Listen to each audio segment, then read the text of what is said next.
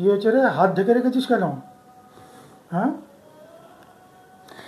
বাজারে গেছিলাম, ভাবলাম যে হাতে একটু গুন্ডি লিখানি, তাহলে আমরা দেখলে সবাই ভয় পাই মনে আমি এরকম করে আটুম কাজে আসি তো, ছেলেপুলেরা খুব জ্বালায়। তারপরে তারপর লেখাপড়া জানি না তো, আমার গান্ডু লিখা দিছে, এখন বুঝতেছে না আমি যে কি করি, বুঝতেছি না।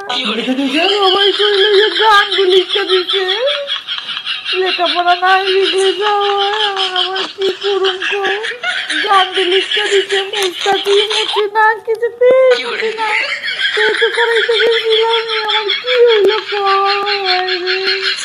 আমি গুন্ডি লিখতে গেছিলাম, তাহলে সবাই একটু ভয় পাইও হইলাম, পাড়ার লোকজন, সেখানে আমার গান্ডু লিখতে দিছে, কি যে করি আর কি করুন।